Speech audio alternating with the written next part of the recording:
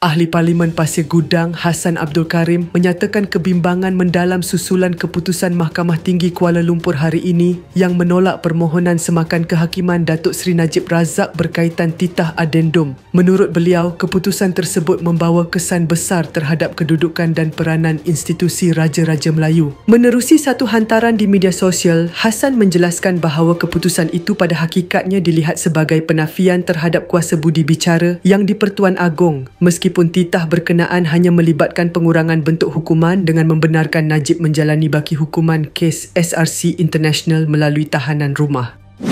Tanpa berniat untuk mengkritik keputusan Hakim Mahkamah Tinggi Kuala Lumpur itu atau untuk menghina keputusan mahkamah, tetapi keputusan mahkamah tersebut jelas menolak kuasa budi bicara yang di-Pertuan Agong.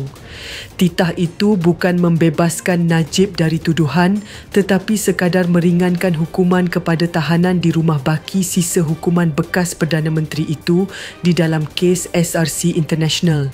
Ini adalah sesuatu yang mencemar dan menghina saki-baki sedikit kuasa Raja-Raja Melayu yang masih ada di dalam Perlembagaan Persekutuan, katanya dalam satu kenyataan media hari ini.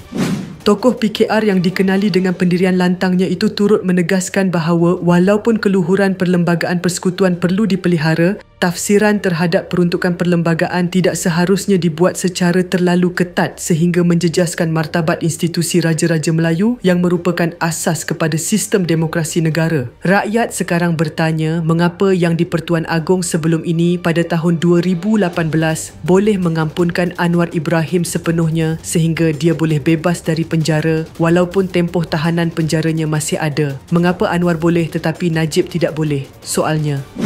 Sebagai seorang peguam, Hassan menegaskan bahawa keputusan yang dibuat oleh Hakim Alice Loke pada hari ini wajar dibawa ke Mahkamah Rayuan.